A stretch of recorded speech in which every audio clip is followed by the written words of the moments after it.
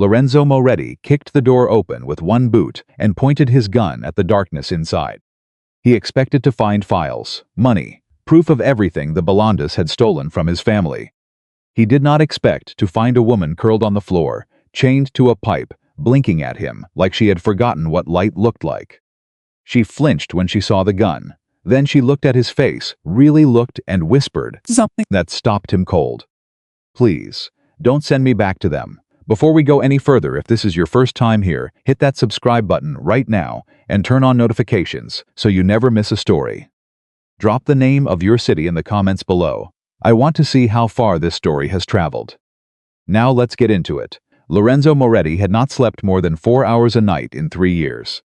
Not because he couldn't. He was disciplined enough to force his body to rest when it needed to. But every time the lights went out and the city went quiet, the same memory came back. His father's face on the day they told him the company was gone. Not just struggling, not just in debt, gone, stripped to nothing. The building sold, the accounts emptied, the employees let go without a single week of severance. His father had stood in the middle of their living room, holding a piece of paper with both hands, and Lorenzo had watched the man shake not from anger, but from something worse. Shame. His father had worked that company for 31 years. He had built it from one truck and a handshake deal to a distribution network that employed over 200 people. He had done everything right. He had paid his taxes, honored his contracts, treated his workers well, and genuinely believed that in America, that was enough. He found out the hard way that it wasn't. The Belandi family had moved quietly at first. Small pressure, a few contracts pulled, a supplier convinced to back out. It looked like bad luck from the outside, and that was exactly the point. By the time Lorenzo's father realized it wasn't bad luck but deliberate strangulation, it was already over. The debt had been engineered, the partners had been bought off, and the lawyers who were supposed to help them had already been paid by the other side. Lorenzo was 22 years old when he watched his father sign the bankruptcy papers. He was 23 when his father had the first heart attack. He was 24 when his father had the second one. That one he didn't survive. Lorenzo stood at the grave in the rain and made a decision that wasn't emotional and wasn't impulsive. It was the coldest, clearest thought he had ever had in his life. He was going to destroy the Belandi family, not loudly, not recklessly. He wasn't going to walk through their front door with a weapon and throw his life away on something stupid. He was going to be patient. He was going to be smart.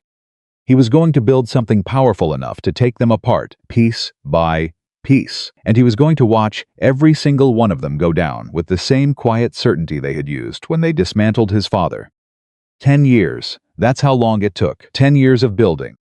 10 years of learning how the underworld worked, who answered to whom, which politicians had secrets, and which business owners had debts.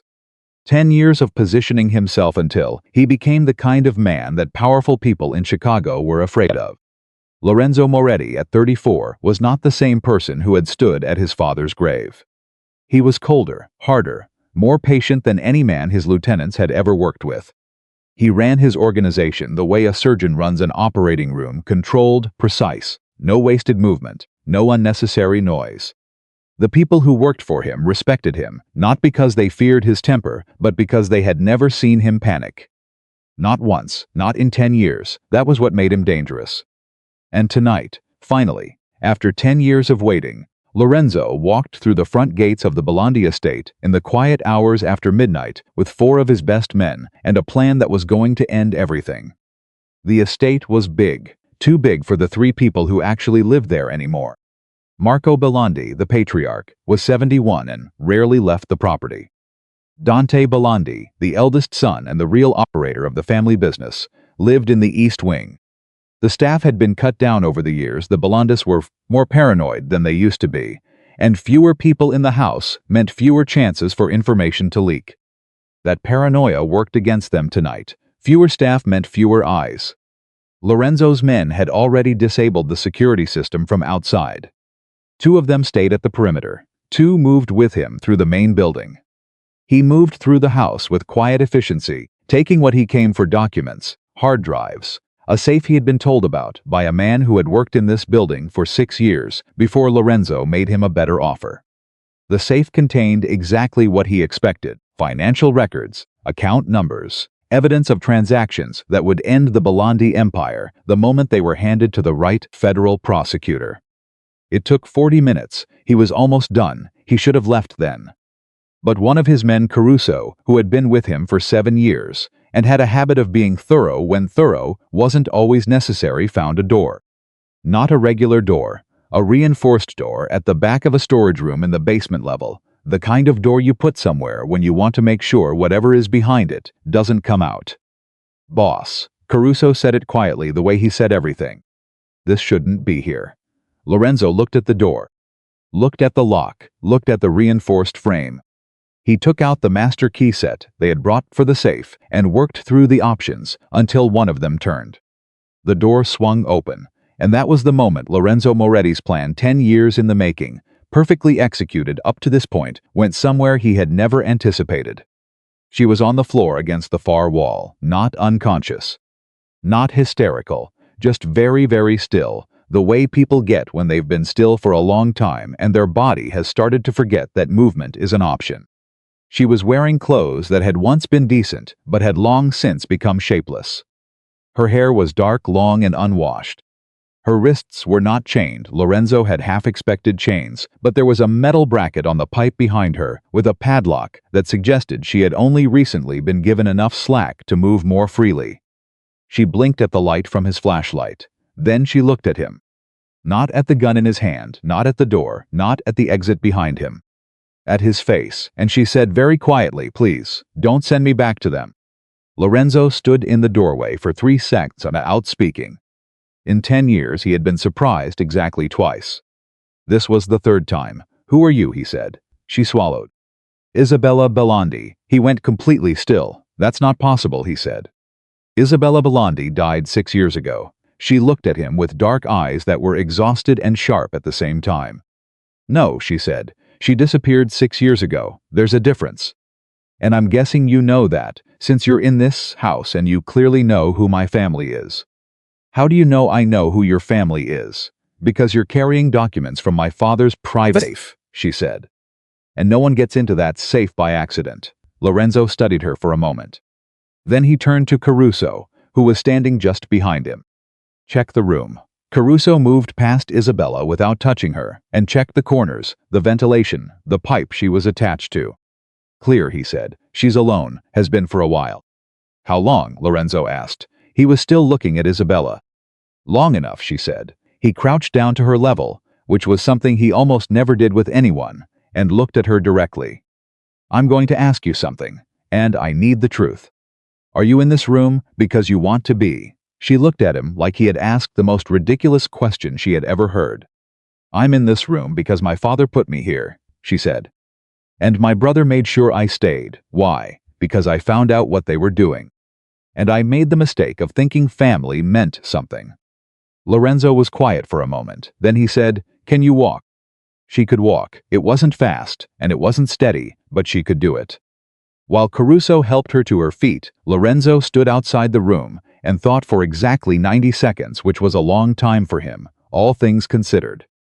He had come here for documents. He had documents. He should leave the woman. She was a Belandi. She was the enemy. She was a complication. He went back into the room and said, "We're leaving." "You're coming with us." Isabella looked at him. "You don't have to do that." "I know I don't have to. I could be lying. I could be bait." "You could be," he said. "But you're not. How do you know?" He looked at her wrists, the marks from years of restraint, the thinness, the careful way she moved, like she had learned not to draw attention to herself. "Because Bate doesn't look like this," he said, "and Bate doesn't ask me to leave her behind." She didn't say anything to that. They left the estate the same way Lorenzo had entered it, quietly, without incident, in the dark. He took her to a safe house on the north side of the city. Not one of his main properties, something smaller, less trafficked, the kind of place where people could disappear for a while without being noticed. She didn't speak during the drive, neither did he. When they got inside and the lights on properly, and Lorenzo could actually see her face without a flashlight, he realized she was younger than he had estimated. Mid-30s, maybe. The exhaustion made her look older than she was. One of his people, a woman named Rosa, who handled situations like this with the kind of practical efficiency that Lorenzo appreciated, brought food, water, and clean clothes. Isabella ate methodically, like someone who had learned not to eat fast, and didn't make conversation. Lorenzo sat across the room and watched her. He was trying to figure out what she changed. Because she changed something. He wasn't sure what yet, but he could feel it, that particular shift in the weight of a situation when a variable enters the equation that you hadn't planned for. "How long were you in that room?" he asked. She looked up from the food. "6 years," she said, "give or take. They kept you there for 6 years." "Not in the same room the whole time. At the beginning it was somewhere else. The basement was more recent." She said it the way you say something you've processed so many times it has lost its ability to hurt you on the surface. The hurt was still there, Lorenzo could see that, but it was underneath. Deep underneath, they needed to move me when the old location started to feel exposed. "Your family told everyone you were dead. I know." She drank some water. "It's actually a very efficient solution, if you think about it from their perspective. A dead person doesn't file complaints, doesn't contact authorities, doesn't talk to journalists." She paused. "They thought of everything." "Almost everything," Lorenzo said. She looked at him. "Yes, almost. What did you find before they locked you up?" She was quiet for a moment. He could see her deciding whether to trust him, which was the smart response. He would have been worried about her if she had answered immediately. "Documents," she said finally. "Financial records showing that most of the Belandi fortune was built on money laundered through shell companies in 3 different countries. Evidence of business relationships with people who should never have been within 100 miles of a legitimate company. And proof that at least 7 contracts my father called his greatest business achievements were actually takeovers, businesses he destroyed deliberately, then absorbed the assets." She paused. "Including a distribution company, about 10 years ago." Lorenzo became very still. She noticed. "You know which one," she said. It wasn't a question. He stood up and walked to the window. Not because he needed to look outside, but because he needed a moment he wasn't sure how to handle. "The Moretti Distribution Company," he said. "Yes," Isabella said quietly. "My father's company, yes." He stood there for a long moment. His hands were in his pockets. His face was completely controlled, which meant nothing. Lorenzo's face was always controlled. It was what happened underneath it that told the real story. "You knew about my family," he said. "I found the documents 6.5 years ago," she said. "I remember the name. I looked into it. I found out what happened to the man who owned it." She paused. "I'm sorry. I know that's not worth much coming from someone with my last name." He turned around slowly. "It's worth more than you think," he said. "Because you're the first person in that family who has ever said it." They talked for 3 hours that first night, not about plans or strategy or what came next. Just facts, the kind of facts that you lay out carefully when you are trying to understand the full shape of something before you decide what to do about it. Isabella told him what she had found. He told her carefully, selectively, what he had spent 10 years learning about the Belandi operation from the outside. And together, in a quiet room on the north side of Chicago at 4 in the morning, they assembled a picture that was more complete than either of them had alone.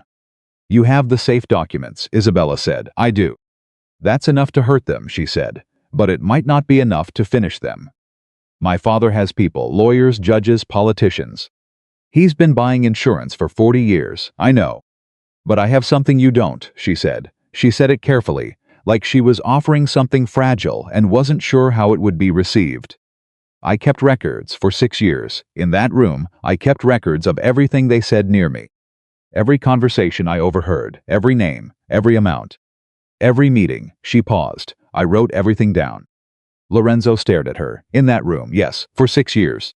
It kept me sane," she said simply, "having something to do. Something to be building toward, even when I wasn't sure anyone would ever find me." She met his eyes. "I never stopped believing someone would come." Lorenzo looked at this woman who had survived 6 years of imprisonment in her own family's basement, who had kept her mind intact by documenting everything she could, who had told him she was sorry about his father before she asked him for a single thing in return, and felt something happen in his chest that he did not have a clean word for. Not sympathy, not pity. He didn't do pity, something more like recognition. "Where are the records?" he said. hidden in the room, she said. Behind the second heating panel from the left, near the floor.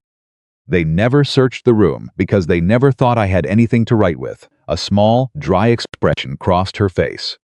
They underestimated how creative you get when you have nothing to do but think. We'll go back for them, he said. We? He looked at her steadily. Yes, we. She was quiet for a moment. You don't know me. You came to my family's house to destroy them. Whatever you thought tonight was going to be, I know it wasn't this. No, he agreed. It wasn't. Then why? Lorenzo was quiet for a long moment. He was not a man who answered questions impulsively, and this particular question deserved a real answer.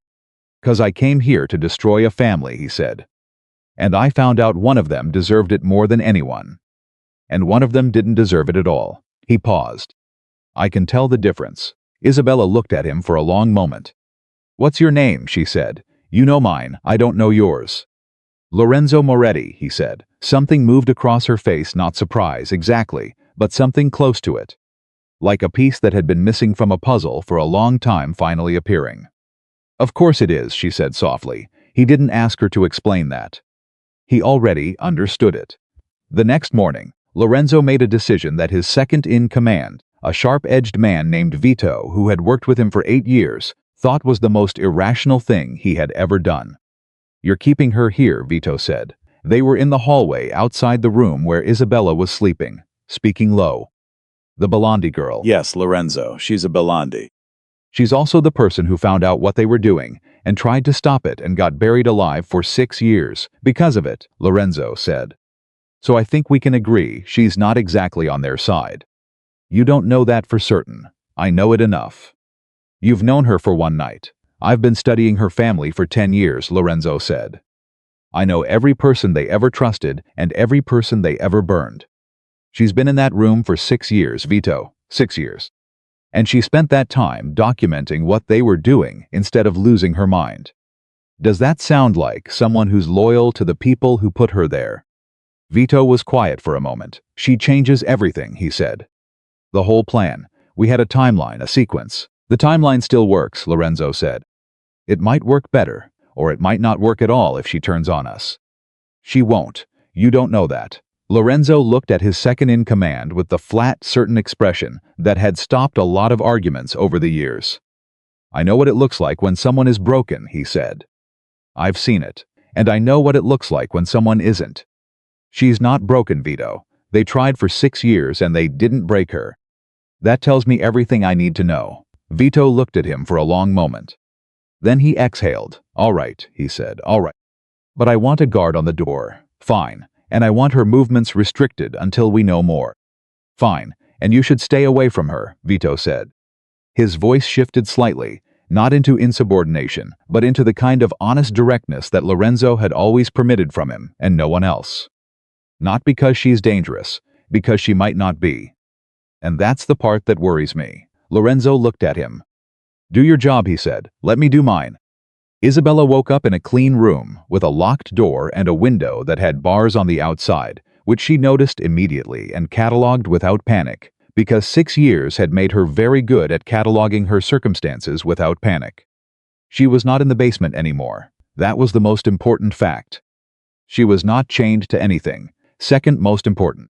She was not in her family's house. Third, she sat up and assessed the rest of it, the food tray someone had left, the clean clothes, the sound of movement on the other side of the door, and made her decisions the way she always did. Systematically, without sentimentality, in order of priority. First priority, figure out where she was and who had her. Second priority, determine whether she was in more or less danger than she had been 12 hours ago. Third priority, figure out what Lorenzo Moretti wanted from her. She already had a partial answer to the first and second priorities. But the third one was more complicated. She remembered the Moretti name from the documents she had found 6 years ago. She had been 28 when she stumbled across the file, a sealed record inside her father's private archives that documented, in careful and deliberate language, exactly how the Bellondi family had engineered the destruction of a distribution company called Moretti & Sons. She had read that file 3 times. She had thought about the people in it, the owner, the employees, the family, many times in the years since. She had never expected to meet the son. She had certainly never expected the son to be the one who opened the door. She stood up carefully, tested her legs, and walked to the window. The bars were solid. The street outside was unfamiliar north side, she thought, but she couldn't be precise. She had been out of the city for most of the last 6 years. The door opened. Lorenzo Moretti came in with 2 cups of coffee. He set one on the table near her without comment. Then he stood across the room with his own cup and looked at her with that same steady, unreadable expression he had worn last night. "You slept," he said. "A few hours," she said. "First time without—" She stopped herself. Restarted. "First time in a while that I actually slept." He nodded once, like that was information he had filed and would use later. "I sent someone back for your records last night," he said. "They found the panel. They're bringing everything here." Isabella felt something happen in her chest that was so unfamiliar it took her a moment to identify it. Relief, not just because the records were safe, because he had done it. He had actually done it, without being asked again. Without making her explain why it mattered, she turned away from the window so he wouldn't see her face. "Thank you," she said. "Don't thank me yet," he said. "We need to talk about what comes next." She turned back. "All right." He pulled up a chair and sat down, which surprised her, because she had the impression he was not someone who often made himself physically equal to the people he was talking to. He sat like it was a deliberate choice. "My original plan for your family was to take the financial records to a prosecutor I trust," he said. "Someone who's been trying to build a case against the Belandas for years and hasn't had enough evidence to make it stick. The documents from the safe last night give him most of what he needs." "But not all of it," she said. "No, not all of it. Your family has enough legal protection that if there's any gap in the evidence, they'll find it and exploit it." He looked at her steadily. "Your records fill the gaps, and if we put them together, your documents and mine, the case is airtight." "That's what I believe." She sat down across from him. "What happens to me? What do you mean? If this goes public?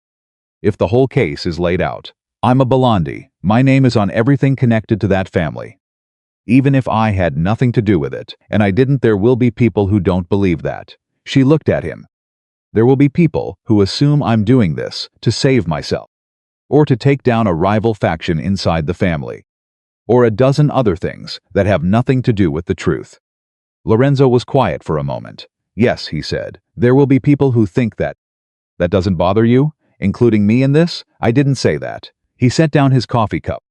"It does bother me. But the alternative is letting them get away with it, because the truth has your last name on it. And that bothers me more." She looked at him for a long moment. "You're very honest," she said. "It's more efficient," he said. "Most people in your position would tell me what I want to hear." "I'm not most people." "No," she said. "I don't think you are." He brought the records to her that afternoon. 6 years of careful documentation, written on whatever she had managed to find, margins of old magazines, the backs of supply labels, a few sheets of actual paper she had hoarded carefully. The handwriting was small and precise, clearly the work of someone who knew she had limited space and could not afford to waste any of it. Lorenzo sat at the table with her and went through them. Methodically, carefully. He did not rush her, did not take over, did not redirect. He asked questions when he needed to clarify something, and otherwise listened, which was something Isabella had not experienced from a person in so long that she had to consciously stop herself from talking faster than she meant to. The way you do when you've been quiet for years, and the first real listener comes along, and your words want to come out all at once. They worked for 5 hours. By the end of it, Lorenzo had a clearer picture of the Belandi operation than any law enforcement agency in the country. Not because the evidence was flashy or dramatic, but because it was meticulous. Every number checked against every other number, every name cross-referenced. Every date accounted for. "You did this from memory," he said. He was looking at a particular section that listed financial transactions by date and amount without a single source document. "From memory and from what I overheard," she said. "I had a lot of time to listen. When you're not a threat to anyone, they stop being careful around you. A beat." That was another mistake they made. "How many conversations do you have in here?" "Significant ones?" 43, she said. "I can identify the participants in 37 of them by voice. The other 6 I can narrow down to 2 or 3 possibilities each." Lorenzo looked at her. He had worked with professional investigators. People who had been trained for years in information gathering. People who had technology and support and resources. And he had never seen documentation this thorough. Isabella, he said. She looked up. They had no idea what they were sitting on top of, he said. She held his gaze for a moment. Then she looked back down at the papers. No, she said quietly. They never did. That night, Lorenzo sat alone in the room he used as his office in the safe house and thought about the thing that had been sitting in the back of his mind since the moment he opened that door. He had spent 10 years building toward one thing, destroying the Belandas. Not exposing them, not bringing them to justice, destroying them. Dismantling every piece of what they had built, leaving them with nothing, watching them fall the same way his father had fallen. He had never had a problem with that goal, until now. Now he had a problem, and the problem had dark eyes and 6 years of meticulous notes, and apologized to him for something her family did before she asked him for a single thing in return. He was not a man who got confused about what he wanted. He was confused. He sat with that for a long time, which was unusual, because Lorenzo Moretti almost never sat with things. He decided, he acted, he moved, but tonight he sat. And slowly, over the course of an hour, he began to understand that the confusion wasn't really confusion. It was a question. The question was, what exactly was he trying to accomplish? He had told himself it was justice. He had told himself it was for his father. But sitting in that quiet room, honest in a way that he rarely allowed himself to be, he knew that it had also been about pain. About the fact that he had watched his father die and had never been able to do anything about it, and the only way he had found to carry that was to turn it into something cold and purposeful. The problem with Isabella Bellondi was that she made him look at that honestly. Because she had been hurt worse than he had been. She had been imprisoned by her own family for 6 years. And she was not sitting somewhere building a machine of revenge. She was sitting across a table from a stranger, carefully and methodically working through the evidence that would bring her family down and asking for nothing except a chance to tell the truth. He didn't know what to do with that. He knew what it meant, though. It meant he was going to have to figure out, very quickly, whether he was doing this for justice or for something else. Because one of those things kept Isabella safe, and the other one might not. He pulled out the documents from the safe. He spread them across the table. And he started making a different kind of plan. 3 days passed. Lorenzo did not visit Isabella every day, which she noticed and did not comment on. Rosa brought meals. One of the guards changed shifts every 8 hours. The bars on the window stayed. The door stayed locked from the outside, though nobody had said the word prisoner out loud, which was the kind of careful politeness that Isabella had learned to read correctly. It meant the situation was still being decided. She was fine with that. She had waited 6 years. She could wait 3 days. What she could not do was sit still. By the second morning, she had organized every page of her records into sequence by date, cross-referenced against the documents Lorenzo's team had pulled from the safe. She had no paper clips and no folders, so she used strips torn from the edge of a magazine to bind sections together and labeled each bundle in the small, controlled handwriting she had developed over years of conserving space. By the third morning, she had built a timeline that stretched from the earliest Bellondi crime she could document to the most recent conversation she had overheard through the vent in the basement, a conversation between her brother Dante and a man whose name she didn't catch but whose voice she would recognize in a crowd. When Lorenzo finally came back on the morning of the 4th day, she had everything laid out on the table in 3 rows, organized by category: financial crimes, witness accounts, and what she called the bridge, documents, the pieces that connected names to transactions, transactions to outcomes, outcomes to real people whose lives had been destroyed. He stood in the doorway and looked at the table. Then he looked at her. "You've been busy," he said. "I don't do well with empty time," she said. "I thought you'd want this organized before we talked again." He came in and pulled out the chair across from her and sat down. He looked at the rows of documents the way a man looks at something that impresses him when he doesn't want to show it. "Walk me through it," he said. She walked him through it. It took 2 hours. She did not rush. She did not oversimplify. She treated him like someone capable of understanding complexity, which he was, and he tracked everything she said without asking her to repeat herself, which told her he was sharper than he let on, and he already let on quite a bit. When she finished, he was quiet for a long moment. "There's a name in here I didn't expect," he said. He pointed to a section in the bridge documents, Judge Harlan Prescott. "He's been on my family's payroll for 11 years, Isabella said. He's also the judge assigned to the Belandi civil case that's been in litigation for 3 years, Lorenzo said. "The case my lawyers have been building. I know." He looked up at her. "You know, I overheard my father tell Dante that the case was never a problem because the outcome was already settled." She held his gaze. "I wrote down the date and the exact words. They're in the third bundle, last page." Lorenzo reached for the third bundle without taking his eyes off her for a beat longer than was necessary. Then he opened it to the last page and read it. His jaw tightened. It was the first crack in the composure she had seen from him. It was small, most people wouldn't have caught it, but Isabella had spent 6 years learning to read people from very small signals. 3 years, he said quietly. "We spent 3 years building that case." "I'm sorry," she said. "Stop apologizing for things they did." "I'm not apologizing for them. I'm apologizing because I know what 3 years of work feels like and what it means when someone undermines it." She paused. "I spent 6 years working in a basement. I understand what it is to build something that feels like it might never matter." He looked at her for a moment with an expression she still couldn't fully read. Then he set the bundle down. "Prescott changes things," he said. "If he's compromised, anything we file in his court gets buried. We need a different channel. The federal level bypasses him entirely," she said. "Yes, but federal moves slowly, and the moment your family figures out, you're gone."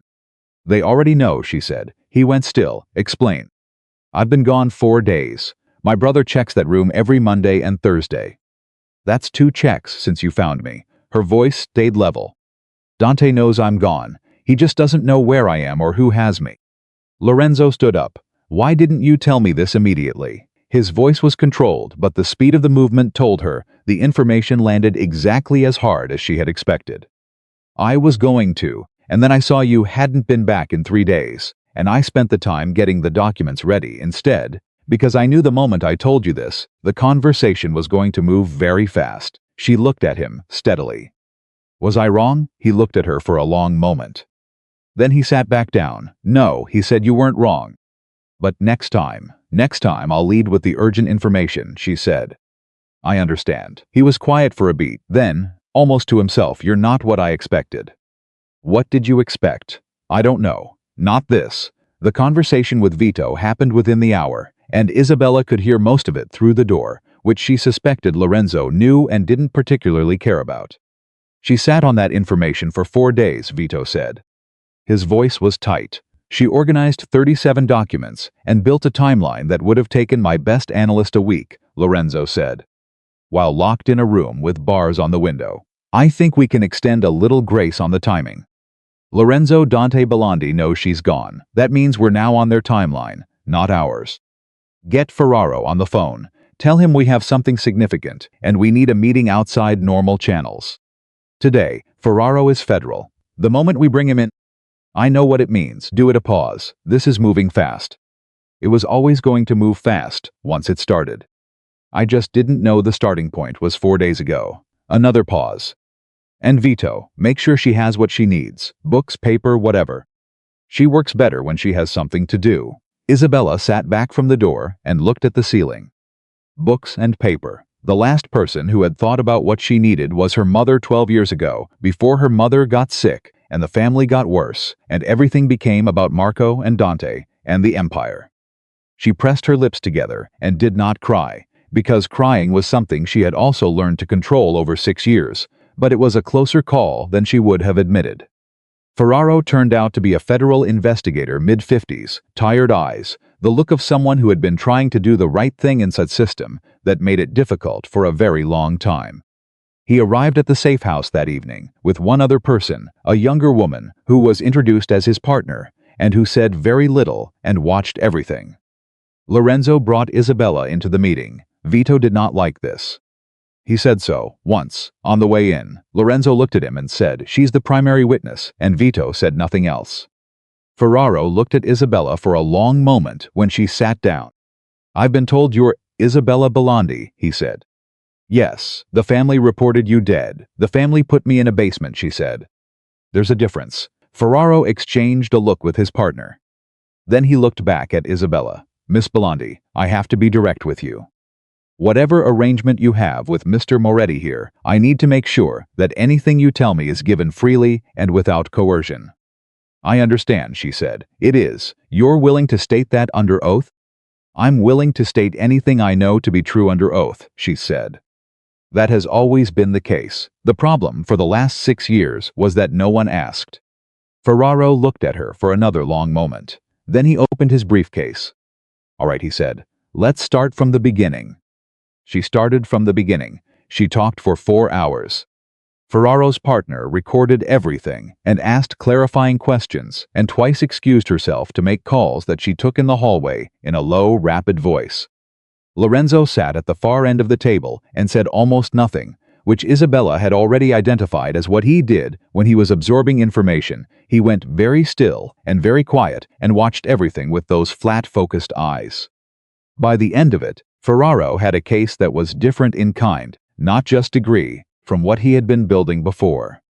Not just financial crimes, not just corruption. A full picture of a criminal enterprise that had operated inside the margins of legitimate business for 40 years, and one witness who had been inside it and had survived it and had documented it meticulously. Ms. Belandi, Ferraro said when they were almost done. I want to be honest with you about something. Please, she said. Your family's legal team is one of the best in the country. The moment this moves toward a formal process, they're going to come after your credibility. They're going to use the fact that you were declared mentally unstable. I know. They're going to say everything you documented was produced by a disturbed person with a grudge against her own family. I know that too. Does that concern you? Isabella looked at him calmly. Mr. Ferraro, I spent 6 years in a locked room, writing down everything I could hear and remember, because they believed that someone would ask me exactly the questions you asked me tonight. She paused. The only thing that concerned me was that the day might not come. It came. The rest of it, the lawyers, the attacks on my character that I can handle. I've been handling it since before they put me in that room. Ferraro nodded slowly. He closed his briefcase. I'll be in contact through Mr. Moretti, he said. He stood up, then paused. For what it's worth, Ms. Belandi, what you did in that room. Keeping those records. Keeping yourself together. He shook his head slightly. I've been in this work for 26 years. I don't say this often. But that took extraordinary courage. Isabella held his gaze and said, it took something to do, which was the truth, and the most she was willing to say about it in a room full of people. After Ferraro and his partner left, she and Lorenzo sat at the empty table for a moment, in the quiet that comes after a long and significant thing. That went well, Lorenzo said. Yes, she said. Are you all right?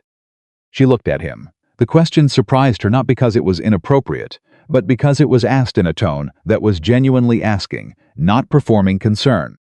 I've been more not all right than I am right now, for most of the last 6 years, she said.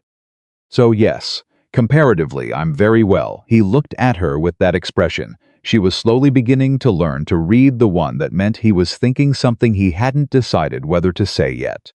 Then he said, you apologized to Ferraro for the timing of your records. I shouldn't have, probably. No, but you also told him in the same breath that you could handle the legal attacks on your character. He paused. Both of those things are true, aren't they? Yes. The apology is a habit, he said, from being in that room. She was very still for a moment. Yes, she said quietly. Probably. You don't have to do that here, he said. She looked at him for a long moment. All right, she said. The next morning, everything shifted. Vito came into Lorenzo's office at 6:30, with his phone in his hand and an expression that Lorenzo had seen exactly twice before, both times preceding something serious. We have a problem, Vito said. Tell me. Dante Belandi made a move last night. He filed a missing persons report, not for Isabella. Vito paused. For you. Lorenzo was quiet for a beat. Say that again. He filed a report claiming you kidnapped Isabella Belandi from protective custody where she was being held for her own safety due to ongoing mental health concerns. He's claiming she's a vulnerable adult and you're using her to leverage the family into business concessions. Vito put the phone on the desk. It's already in 2 newspapers. By this afternoon it'll be everywhere. Lorenzo looked at the phone. The story was clean. He had to give Dante credit for that it was the exact right framing. It turned Isabella's testimony into the ravings of a mentally unstable woman being manipulated by a mafia boss who had a documented grudge against her family. It turned Lorenzo from an investigator into a criminal. And it gave the Bellandes the moral high ground before a single piece of evidence had been presented. They moved fast, Lorenzo said. They moved faster than I expected, Vito said. Which means they're more scared than I expected. Or they had this prepared in advance, Lorenzo said. In case she ever got out. Vito looked at him. That would mean... It means they planned for this. They kept that filing ready because they knew that if anyone ever found her, this was the first move. Lorenzo stood up. Which also means they knew she was still alive. They chose the basement over something permanent because a live witness could be controlled. A dead one raised questions. Vito sat down heavily. If that's true, Dante Bellondi just confirmed everything she's been saying. Yes, Lorenzo said, he did. He picked up his phone. I need to talk to Isabella. She took the news the way he was starting to understand. She took most things without visible panic, with a stillness that was not passivity, but the opposite of it. The way water goes still right before it does something powerful. They had it ready, she said. It looks that way. Of course they did. She was quiet for a moment. My brother thinks in contingencies. He always has. When I was still part of the family, I used to watch him run through scenarios for every major decision. What if this happens? What if that happens? He had plans for things that nobody else thought would ever occur. She paused. He had a plan for me. It doesn't change what we're doing. No, but it changes the timeline. She looked at him. If this is in the papers, Ferraro needs to move faster than he planned to. I've already called him. And the narrative, we can't let them set it. The moment that story becomes the story, everything I say gets filtered through it. Her voice was steady but moving quickly, the way it moved when she was thinking faster than her words. We need to get ahead of it. How? She looked at him with an expression that was more certain than anything he had seen from her yet. I need to talk, she said, not to Ferraro, not through channels. I need to talk where people can hear me directly. Lorenzo looked at her. That's a significant risk. I know. Your family will use it against you. They'll say you were coached, manipulated, put up to it. Let them say that, she said. The only thing that matters is whether what I'm saying is true. And it is. It always has been. She held his gaze. I spent 6 years waiting for someone to give me a room with better lighting and ask me to speak. I'm not going to waste it because it's risky. Lorenzo was quiet for a long moment. This was the part where a smarter man, or at least a more cautious one, would have told her to slow down, to trust the process, to let the lawyers and the investigators handle the public side while she stayed safe. He didn't say any of that. Give me 48 hours to set it up properly, he said. If we're going to do this, we do it with every piece of evidence visible beside you, not just your word. She nodded once. 48 hours, she said. Then she said, Lorenzo. He looked at her. I need you to understand something, she said. I'm not doing this because you're helping me. I'm not doing this to repay something, or because I feel like I owe you a result. She paused. I'm doing this because I've been trying to do this since I was 28 years old, and I'm not going to stop now because it got complicated. I know that, he said. I need to make sure you know that, she said. Because when this is done, whatever arrangement we have, it ends. And I want to make sure we both understand that going in. He looked at her for a moment. When this is done, he said slowly, what are you planning to do? I don't know yet, she said honestly. I've been planning for this specific moment for 6 years. I haven't thought very much about what comes after. That's going to need some thought. Yes, she said. I know, he stood. 48 hours, he repeated. She nodded. He was at the door when she said, why did you sit down when you talked to me? That first morning. You pulled up a chair and sat at my level, I noticed. He turned to look at her. Most people in your position don't do that, she said. They stand. It keeps them in control of the room. I know, he said. Why didn't you? He was quiet for a moment. Then he said, because you'd spent 6 years with people standing over you. And I needed you to tell me the truth. He paused. People tell the truth better when they don't feel like they're being interrogated. She looked at him for a long moment. "You're more careful with people than you want anyone to know," she said. He didn't deny it, he just opened the door. "Get some rest," he said. 48 hours, he did not rest. He spent the next 18 hours working through every implication of what Dante Belandi had just done, and the more he worked through it, the more one fact emerged from the center of all the others, like something solid in deep water. The Belandis had prepared for Isabella's escape, which meant they knew she was a threat. Which meant they had always known she was a threat. From the moment they locked that door, they were not containing a disturbed family member. They were containing someone whose testimony could bring them down. They had known it, and they had kept her alive. Lorenzo sat with that for a long time, because it changed the architecture of everything he had understood about this family. He had thought of them as powerful and careless, the kind of dynasty that destroyed people, not out of careful malice, but out of casual indifference. The kind that ruined his father's company, not because they hated his father, but because the company was in the way. But they had spent 6 years carefully managing a living threat. That was not casual, that was fear. The Belandis were afraid of Isabella. He thought about the woman in the room down the hall, the one who had spent 6 years in a basement writing things down in margins, because she believed that someday someone would ask and understood, with the particular clarity that came from 10 years of studying power, exactly what she was. She was not the weakest person in the Belandi story. She was the most dangerous. They had always known it. He had taken a little longer to figure it out. He picked up his phone and called Ferraro. "We need to move now," he said. "Not in 48 hours. Now Ferraro was quiet for a moment. "What changed?" "My understanding of what we're dealing with," Lorenzo said. "I'll explain when I see you." He hung up. Then he sat in the dark for another minute, thinking not about strategy or evidence or federal prosecutors, but about the specific look on Isabella Belandi's face when she said, "I've been trying to do this since I was 28 years old, and I'm not going to stop now because it got complicated." He had spent 10 years carrying his father's story. She had spent 6 carrying hers. The difference was that she wasn't doing it for anger. She was doing it for truth.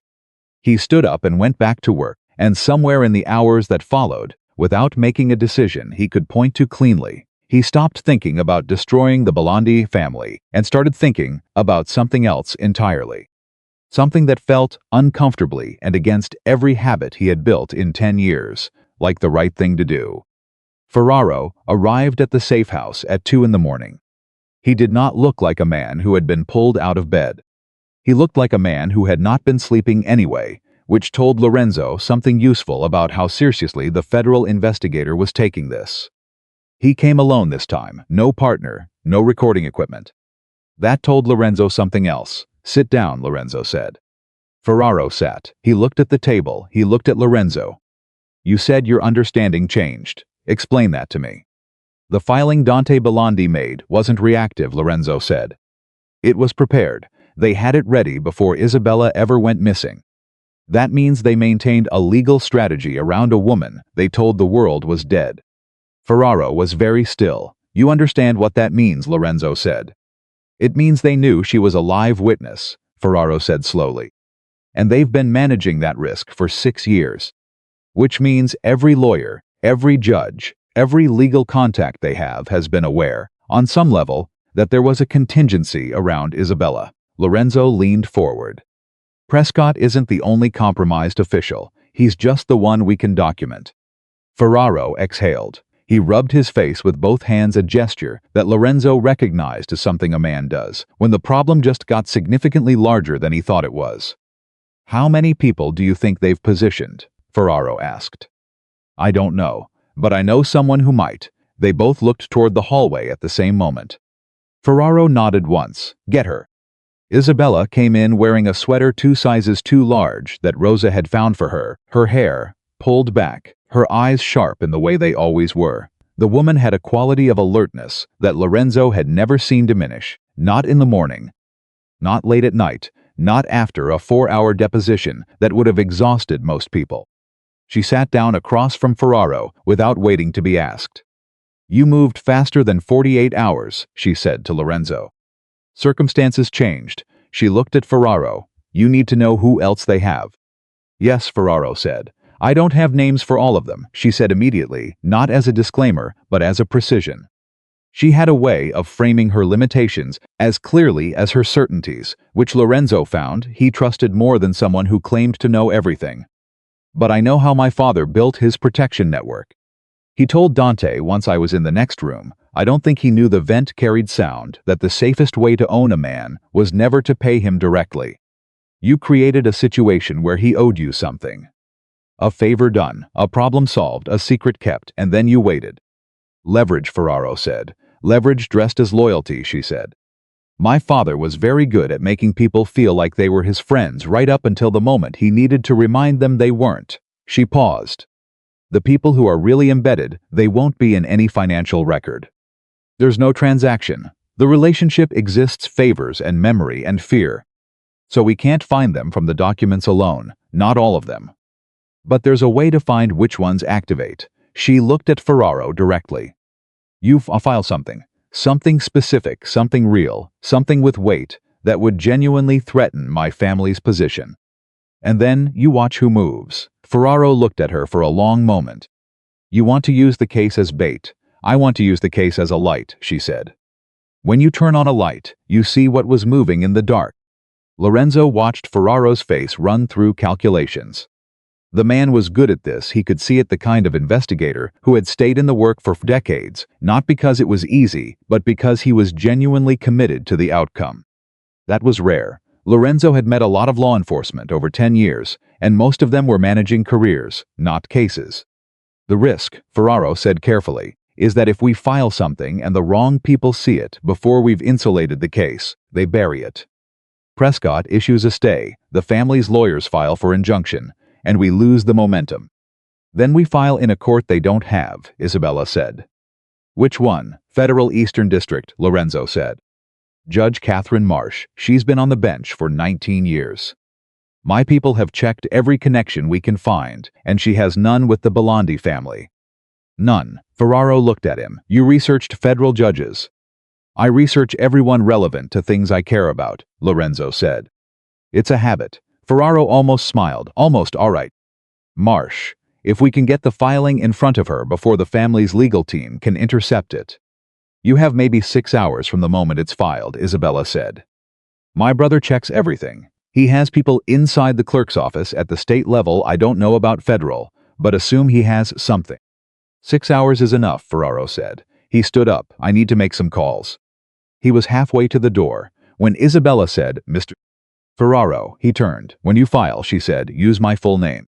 Isabella Lucia Belandi. Don't reduce it, don't abbreviate it, don't make it easier to claim I was misidentified or that there's a question of identity. Her voice was steady and precise. I want my name on record exactly as it appears on my birth certificate, which my family filed in Cook County 34 years ago and cannot undo. Ferraro looked at her for a moment, with something that might have been admiration if he'd let it get that far. Isabella Lucia Belandi, he repeated. Understood. He left. The room was quiet. Lorenzo looked at Isabella across the table. She was looking at her hands, which were folded in front of her with a stillness that he now understood was discipline, not calm. Underneath the stillness, there was something moving fast. You're scared, he said. She looked up. Yes, good, he said. She blinked. People who aren't scared make mistakes, he said. You're not going to make mistakes. She held his gaze for a moment. Then she looked back at her hands. 6 hours, she said. After he files, everything moves, yes, and there's no going back from it. No, he said, there isn't. She nodded slowly to herself more than to him. Good, she said, and the word carried the same weight he had used it with a moment ago, not relief, but resolution. The kind of thing you say when you've been moving towards something for a very long time and the distance has finally run out. The filing went in at 5:47 in the morning. Lorenzo knew the moment it happened because Ferraro sent a single-word text, done. He showed to Isabella. She read it and set the phone on the table.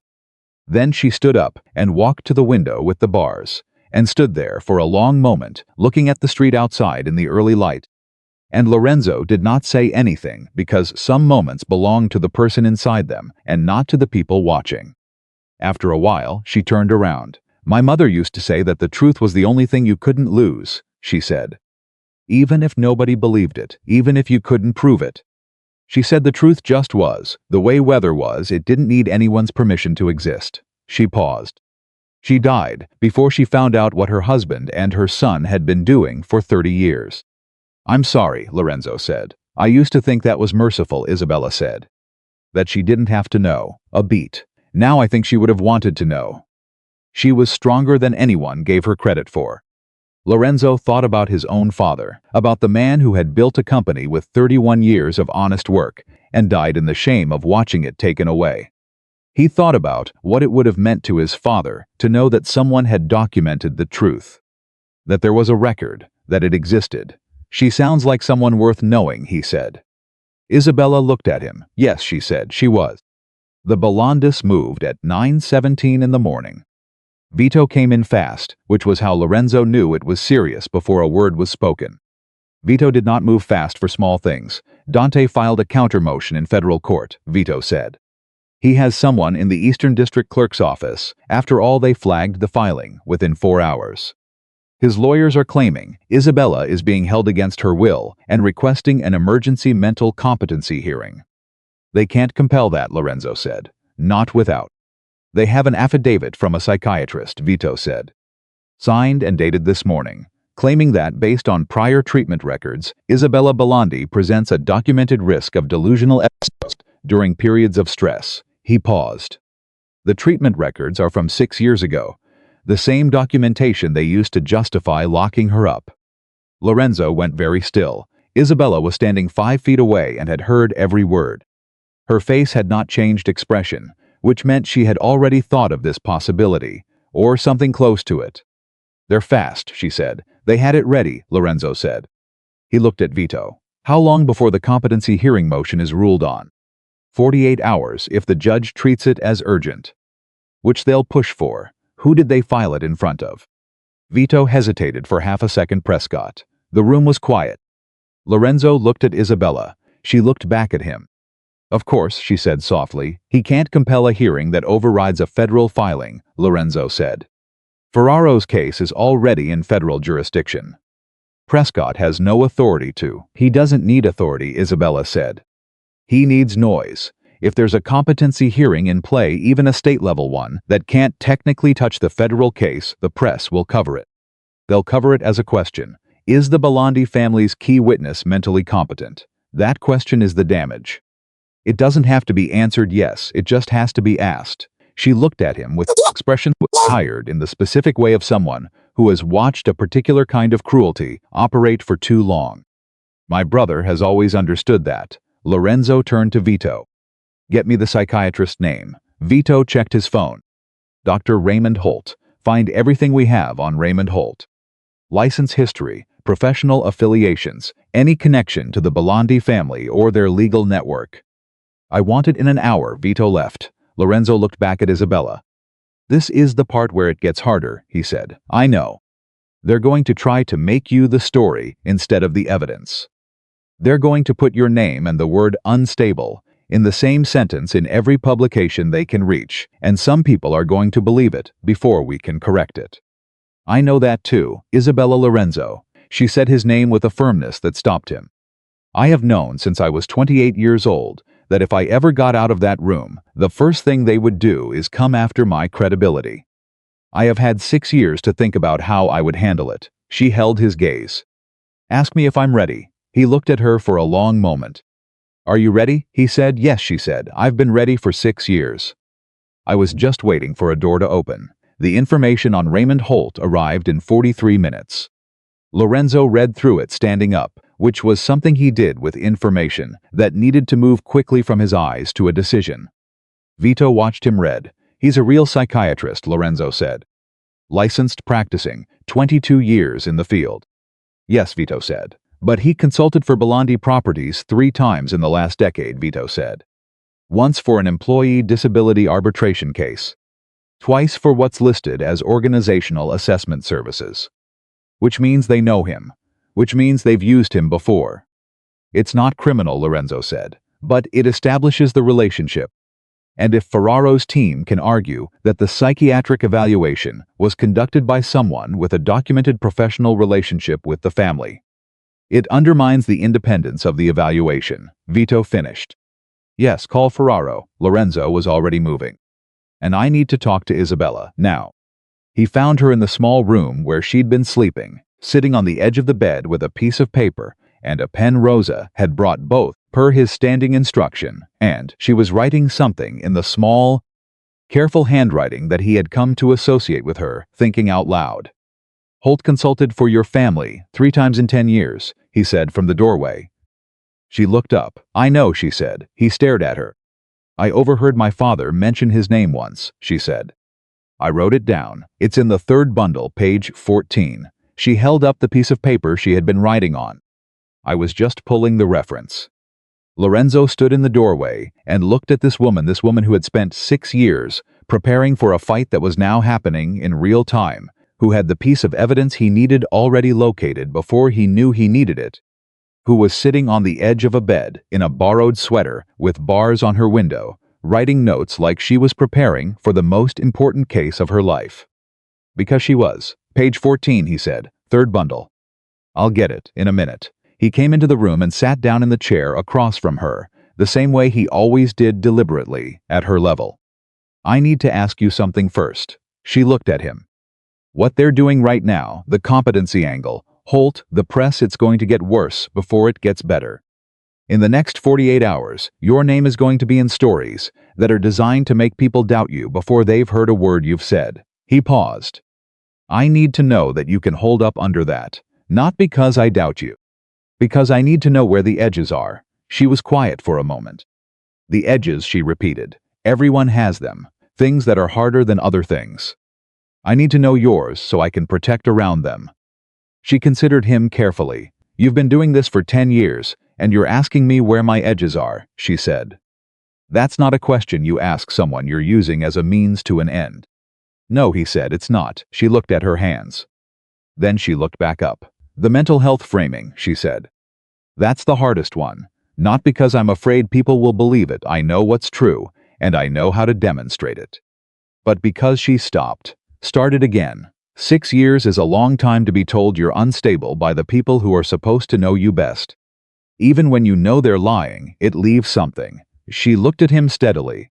I'm aware of that. I'm managing it. But if you're asking where the edge is, that's it.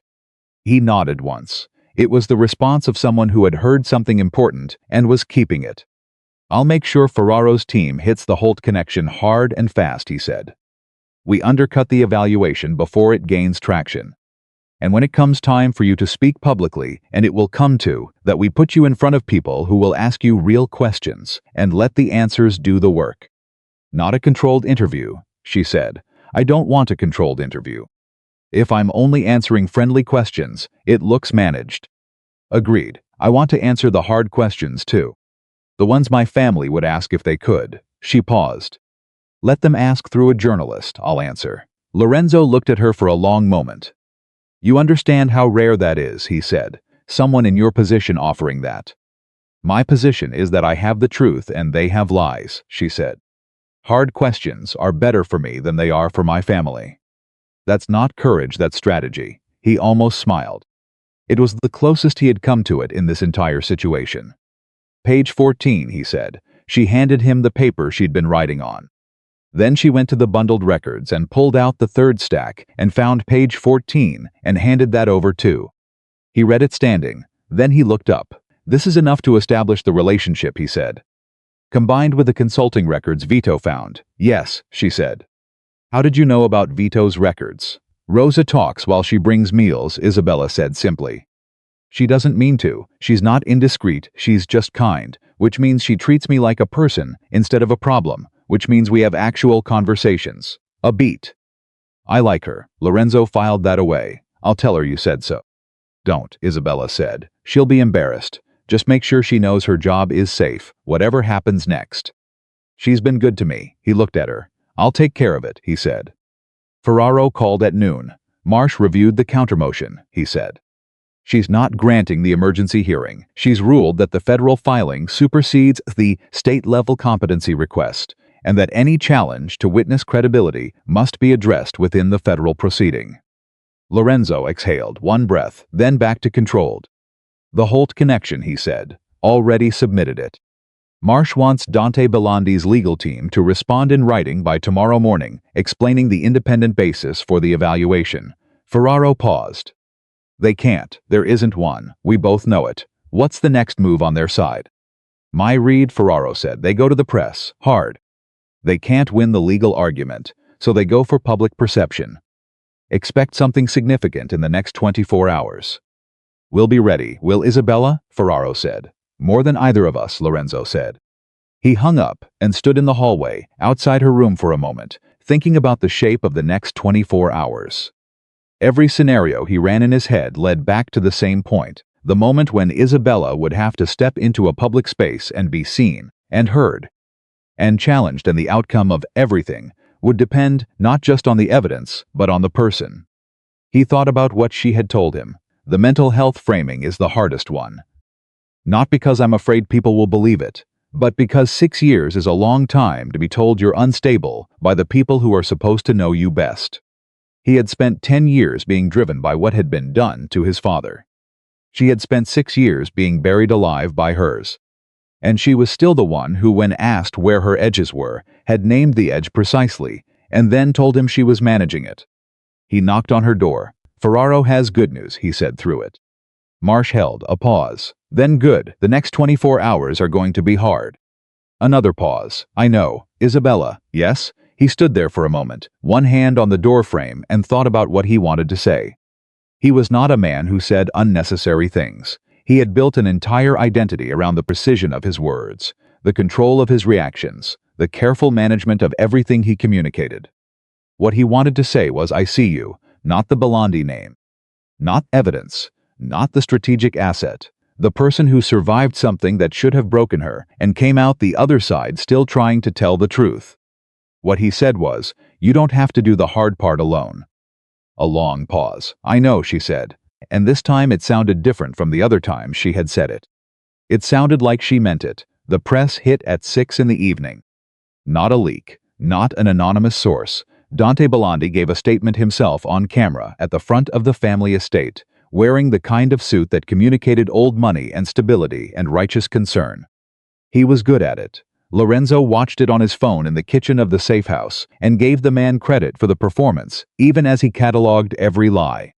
Dante said his sister had struggled for years with severe mental illness that the family had worked hard to manage privately, out of love for her and respect for her dignity. He said he was heartbroken that she had been taken advantage of by a known organized crime figure who had a documented grudge against their family. He said that Lorenzo Moretti had manipulated a vulnerable woman into becoming a weapon against the family that had spent years trying to protect her. He said it with tears in his eyes. He said it looking straight into the camera, which was the thing Lorenzo noticed most, the packed directness of a man who had learned that eye contact reads as honesty, even when everything behind it is fabrication. Vito watched it beside him and said nothing for a long moment. Then he said, he's very good. Yes, Lorenzo said. The tears are real, you know, not for her, but the performance. He's actually moved by his own story. He believes the version he's telling. Vito paused. That's the most dangerous kind of liar. I know. What do we do? Lorenzo looked at the phone for another moment. Then he put it in his pocket. We give Isabella the choice, he said. She watched the statement on Lorenzo's laptop. She watched it completely, without interrupting, without looking away. Her face was still. When it ended, she closed the laptop. He cried. She said yes. He always could do that, she said. Even as a child, he could cry on command. I used to think it was a skill. Later I understood it was something else. She paused. He actually feels things. He just feels the wrong things. He feels sorry for himself. He feels the injustice of being challenged. He doesn't feel anything for the people he damages.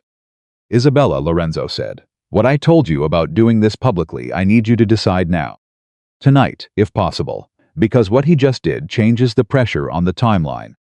She looked at him. I already decided when. About 6 minutes into that statement, she said.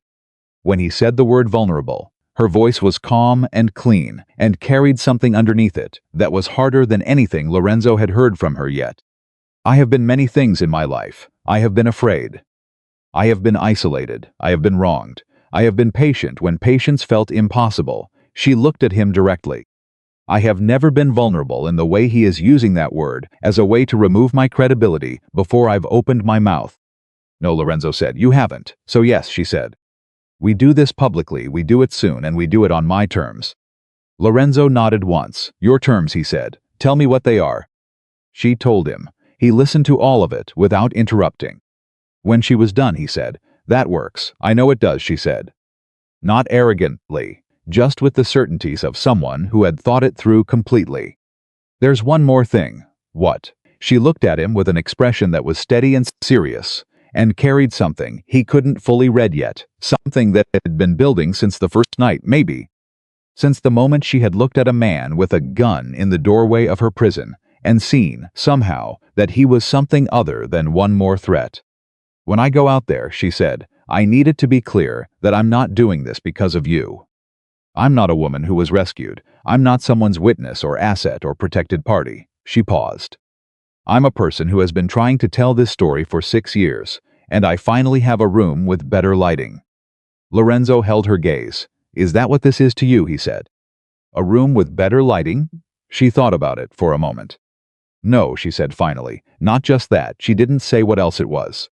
He didn't ask. Some things moved between people without being named, and both of them were careful enough to understand that naming it too soon would only make it smaller than it was.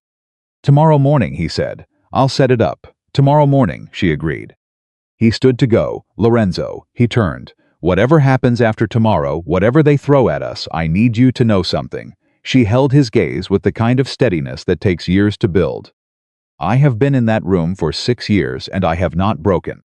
I am not going to break now, when the door is finally open. Not for them, not for the cameras, not for any of it. He looked at her for a long moment. I know, he said. And for the first time in the 10 years since he had stood at his father's grave and made the coldest decision of his life, Lorenzo Moretti walked out of a room feeling something other than the weight of what he intended to destroy. He felt uncomfortably and undeniably the pull of something he intended to protect.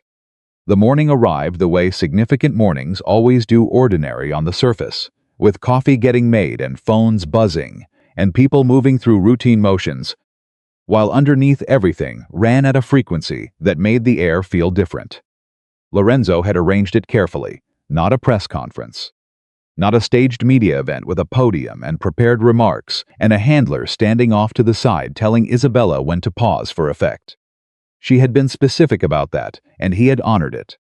Instead, Ferraro had contacted a journalist, a woman named Sandra Okafor, who had spent 15 years covering organized crime and public corruption for a national outlet, and whose reputation for letting evidence speak without editorializing was exactly what this moment required.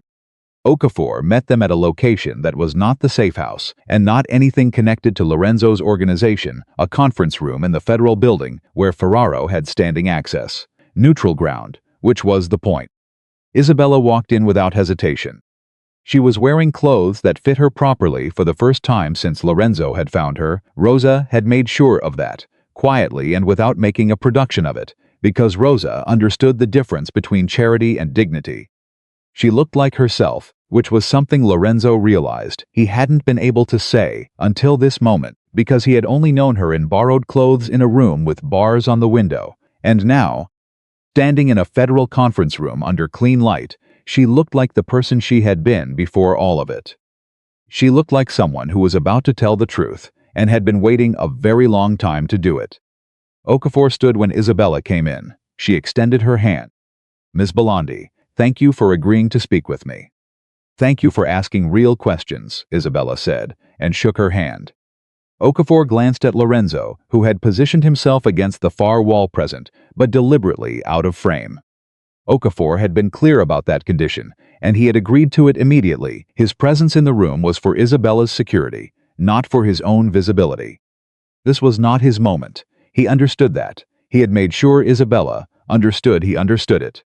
She sat down across from Okafor. The recorder went on. And Isabella Belandi began to speak. She spoke for 3 hours. Lorenzo stood against the wall for the first hour, then sat in a chair someone brought him, then stood again because the sitting made him feel like he wasn't paying close enough attention. He watched Isabella's face, watched her hands, watched the way she moved through the story not linearly, but the way truth actually lives, in layers, each layer revealing something beneath it, each revelation earning the next. Okafor was good. She asked hard questions. She asked the questions that Dante Belandi's lawyers would ask, that the public would ask, that anyone skeptical of a woman who had been declared dead coming forward to accuse her entire family would ask. She did not soften them, and she did not apologize for them, which Lorenzo respected. And Isabella answered every single one. When Okafor asked about the mental health documentation, about the psychiatric records the family had used to justify her confinement, Isabella answered without flinching. My family created those records using a psychiatrist who had a documented professional relationship with the Belandi organization. I have never been evaluated by any independent mental health professional. The records exist because my family needed them to exist. Not because I was ill, because I was inconvenient. When Okafor asked how the public could trust the records, Isabella had kept herself handwritten. In a room controlled by the people she was accusing, Isabella pulled out a section of documentation and laid it on the table. These transactions can be verified against bank records that are now in federal custody. These dates match communications my family sent that have independent digital verification. These names appear in contracts that are public record. I was writing down things that were already true. I was not inventing them. I was surviving until someone would help me prove them. When Okafor asked the hardest question, Ms. Belandi, your family is saying you are a woman with a history of mental illness who has been manipulated by a known mafia figure to serve his vendetta against your family. Why should the public believe you and not them? Isabella was quiet for exactly 3 seconds. Then she said, because I can prove what I'm saying, and they cannot prove what they're saying. That is the only standard that matters, not how sympathetic I look. Not how many lawyers my family can afford, not how many tears my brother cried on camera. The question is whether the evidence is true. She looked at Okafor steadily. And it is, every word of it. Lorenzo watched Okafor write something in her notebook. Then Okafor looked up and said, last question. What do you want people to understand about what happened to you? Isabella thought about it for a moment. I want people to understand that what my family did to me is not unusual, she said. The specific circumstances are dramatic, I know that. A locked room, years of isolation, it sounds extreme. But the mechanism is the same one that families like mine use all the time, in smaller ways, against people who have far less ability to fight back than I do. Someone sees something they shouldn't. Someone asks a question that threatens the wrong person. And the response is always the same: discredit them, isolate them, make the world believe they can't be trusted before they can speak. She paused. I had 6 years. I had a pen and I had my memory, and I had the absolute certainty that what I had seen was real. Most people don't have that much. Most people give up, a beat. I want people who are in that position, who are being told they're wrong about what they know they saw, to understand that the truth doesn't need permission. It just needs time. Okafor turned off the recorder. She looked at Isabella for a moment. I've done this work for 15 years, she said. I've sat across from a lot of people who were telling the truth and a lot of people who weren't. She paused. Thank you, Ms. Belandi. Isabella nodded once. Then she looked across the room at Lorenzo. He was already looking at her. The drive back to the safe house was quiet. Not uncomfortable, it was the quiet of two people who had just been through something significant and were still in the particular state that follows significant things, where words feel unnecessary and somewhat insufficient. Halfway back, Isabella said, she's going to be fair. Yes, Lorenzo said, the story is going to be big. Yes, and my family is going to react. They already are, he said. Vito sent 3 messages during the interview. Dante's legal team filed 2 motions in the last hour. One to suppress the federal evidence on procedural grounds. One requesting an emergency injunction against publication of any interview with Isabella Belandi, pending the competency determination. She turned to look at him. They're trying to stop it before it runs. Yes, can they? Not the federal case, not Ferraro's case. The injunction against publication, he paused. First Amendment ground is solid. Okafor's outlet has their own legal team. They'll fight it, and they'll win. But it takes time. How much time? Depends on which judge they draw. He glanced at her. But this is the part where your brother overreaches. The injunction makes him look afraid. It makes the story look more credible, not less. Every journalist in the country is going to be asking why a grieving brother is trying to stop his sister from speaking. Isabella was quiet for a moment. He doesn't think that way, she said. Dante is very smart about closing things down. He's not as good at understanding how closing things down looks from the outside. She paused. He spent his whole life inside a system that responds to pressure. He doesn't fully understand systems that don't, like federal courts. Like public opinion, she said. He can buy a judge. He can't buy everyone who reads the story. Lorenzo looked at her. No, he said, he can't. The injunction failed at 4 in the afternoon. The judge who reviewed it, not Prescott, a different judge entirely, drawn at random, denied it in 11 pages that included language so clear it was almost editorial. Attempts to suppress the speech of a private citizen based on contested mental health claims. Presented without independent medical evaluation and connected to a psychiatric consultant with documented ties to the petitioning party, did not meet any applicable legal standard. Vito read the ruling summary to Lorenzo over the phone while Lorenzo stood in the hallway. The press is going to have the ruling by 5, Vito said. Which means by 6 every outlet in the city is going to be running both the ruling and a preview of the Okafor interview. Good. Lorenzo, Vito's voice shifted slightly. Marco Bellondi came out of the estate today for the first time in 3 weeks.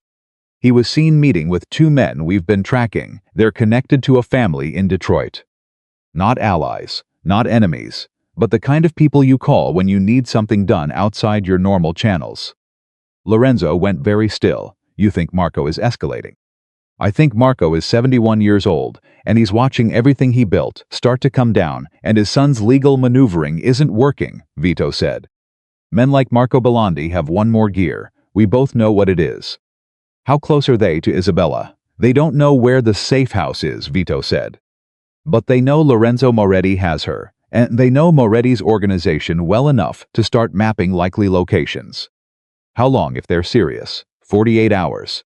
Maybe less. Lorenzo was already moving. Move her tonight.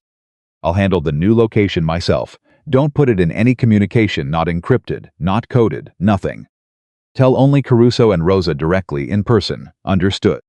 And Lorenzo, I know, Lorenzo said. He knew what Vito was about to say. He had been thinking it for the last 30 seconds.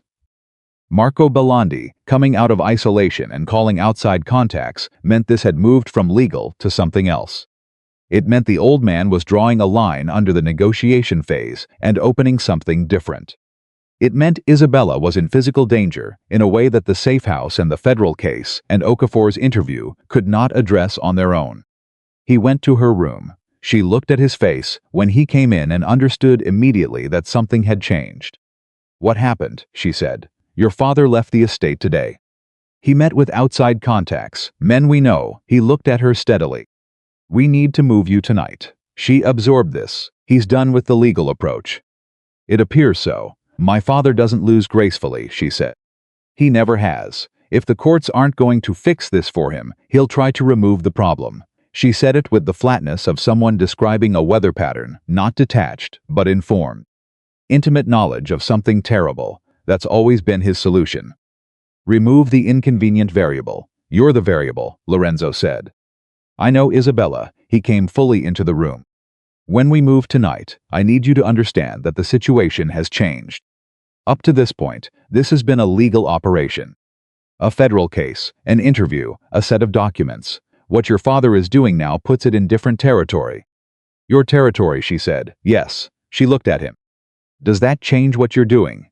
Being involved in something that might require your particular skill set, rather than mine?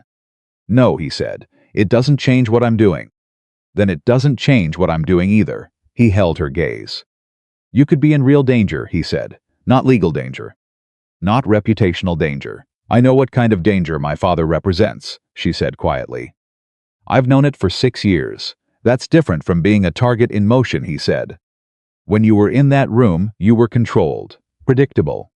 He knew where you were. Now you're unpredictable. That makes you more dangerous to him, and more dangerous as a target. Is there a version of this where I go back in a room and wait? She said. No. Then we're in agreement, she said. When do we move? 2 hours. All right. She stood up. I'll get the documents. Rosa will pack. "I'll get the documents," she said again, and the firmness was not stubbornness. It was the clarity of someone who had learned the hard way that the things you need most, you carry yourself.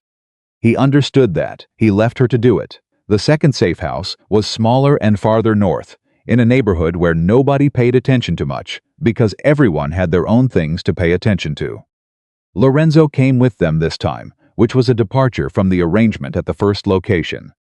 Vito noticed. He didn't say anything until they were alone for a moment in the hallway. "You're not going back to the main house," Vito said. It wasn't a question. "Not tonight, Lorenzo. She's the primary witness in a federal case, and Marco Bellondi just called outside muscle," Lorenzo said. "Where else would I be?" Vito looked at him for a moment with the expression he reserved for when he had something honest to say that he wasn't certain would be well received. "It's not about the federal case," he said. "Not entirely." "Do your job, Vito. I always do my job. That's why I'm talking to you." He paused. "You haven't been detached from this since the first night. I said something about it then, and you told me to let you do yours. I'm telling you again, the situation just got physically dangerous, and if your head is not entirely clear—" "My head is clear," Lorenzo said. "Is it?" "Yes," a pause. "It's clear about what matters, about what this is, about what she is." He looked at Vito with a flat steadiness that had ended arguments for 10 years. "She's the most important piece of everything we've spent 10 years building. Keeping her safe is the job. That's what clear looks like." Vito looked at him for a long moment. "All right," he said. He walked away. Lorenzo stood in the hallway and did not examine too closely whether what he had just said to Vito was the whole truth or just the part of it that was easiest to say out loud. Okafor's story ran at 8 o'clock that evening. They watched it on a laptop, Lorenzo and Isabella and Rosa, in the small main room of the second safe house. Isabella sat very straight through the whole thing and did not speak. The piece was thorough and fair and deeply reported. Okafor had included the documentation, the timeline, the connection to Holt, the failed injunction. She had included a statement from Dante Bellandi's legal team, a tightly worded denial that, next to the specificity of Isabella's account, read exactly like what it was. She had included a statement from Ferraro's office confirming an active federal investigation without detailing the scope. And she had included the video, Isabella, on camera, in that conference room, saying, "The question is whether the evidence is true." And it is, every word of it. When it ended, no one spoke for a moment. Then Rosa said quietly, "Lord." Isabella let out a slow breath. "It's real now," she said, not to anyone in particular. "When it's just documents and conversations and plans, it still feels like something that might not happen. Now it's real." "Yes," Lorenzo said. She looked at the closed laptop. "How long before my father responds?" "He's already responding," Lorenzo said. "He responded the moment he called those men in Detroit. The story is just the accelerant. What do? We stay ahead of it. Ferraro's team moves on the financial evidence tomorrow morning. We've already given the name of every business associate we can document to his investigators. The goal is to move fast enough that Marco doesn't have time to regroup around the legal case before the federal net closes." "And the Detroit contacts? My people are watching them," Lorenzo said. "If they move toward this location, we know." She nodded. She was quiet for a moment. Then she said, "I want to call my mother's sister." He looked at her. "My Aunt Carmela," she said. "She's my mother's family, not my father's. She had nothing to do with any of this, but she's the only family I have that I actually trust." She paused. "She thought I was dead. 6 years, a beat. She deserves to know before she reads it in the morning." Lorenzo looked at her for a long moment. "The call needs to be secure," he said. "And brief." "I know." He pulled out a phone, a clean one, not connected to his network, and handed it to her. 5 minutes, he said. "Don't tell her where you are." She took the phone. He and Rosa went into the next room. Through the wall, they could not hear the words, just the cadence. A voice that went from careful to something looser, something that had been held tightly for so long that the release of it made a different kind of sound entirely. Rosa was pretending to be very interested in something on the counter. Lorenzo stood still and did not pretend anything. 5 minutes later, Isabella came back in. Her eyes were red along the edges. She handed the phone back. She screamed, Isabella said, and then she laughed. And then she cried. and then she told me I was always the stubborn one, a beat. She's right. Yes, Lorenzo said. You are. Something crossed her face, not quite a smile, but the architecture of one. She wants to know who helped me, Isabella said. What did you tell her? I told her someone opened the right door at the right time. He looked at her. She looked back. That's accurate, he said. I thought so, she said. The night was quiet until 2 in the morning. Then Vito called. Lorenzo was awake. He hadn't tried to sleep, which was typical, and picked up on the first ring. One of the Detroit contacts moved, Vito said. He made contact with someone inside your organization. Lorenzo felt the temperature of the room drop. Who, he said. Russo, Vito said. He was approached 3 hours ago. He came to me 20 minutes ago. Russo. Lorenzo repeated the name. Russo had been with him for 4 years, mid-level. Access to certain operational information, not the inner circle, but not the periphery either. What did they offer him? Money and protection. They wanted to know the location of the safe house, the first one, which is already empty, and any secondary locations. Vito paused. He didn't take it. He came to me. Is he certain he wasn't followed? Yes, he's careful. Keep him. Don't move him. Don't change anything around him. Lorenzo was thinking fast. If they approached Russo, they'll try someone else when Russo doesn't deliver. I want to know who the next approach is. You want to let them run. I want to know who they have and how close they are. Run and we get one name. Let them move and we get the whole picture. And if they get close before we have the picture. They won't. They won't, he said, and the certainty in his voice was not performance. It was the specific quality of attention that he had put on this situation, on her safety, specifically for the last several days. I'm at the secondary location. I've been awake. I know everything that moves near this building. A pause. You're not running this from the main house. No, another pause longer. All right, Vito said. Lorenzo hung up. He sat in the quiet for a moment. Then he heard movement, soft footsteps, someone awake on the other side of the wall.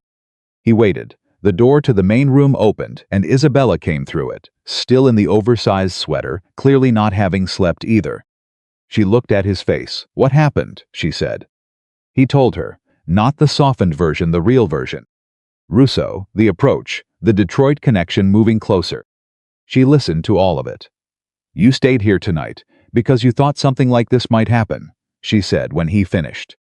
Yes. Does that happen often? Someone inside your organization being approached? It happens, he said. Less than it used to, but it happens.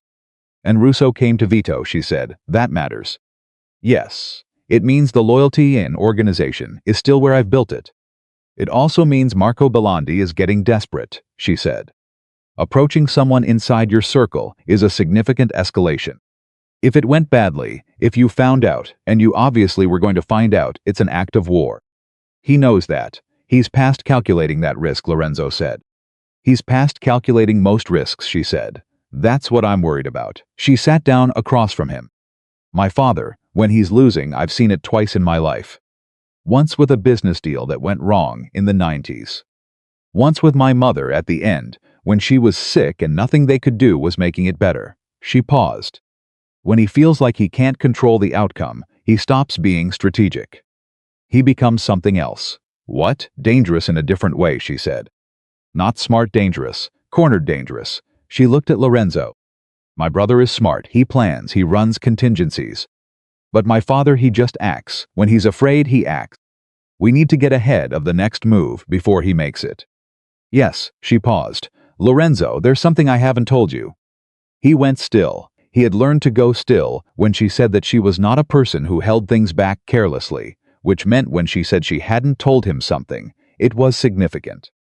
Tell me now, he said. She looked at her hands for a moment.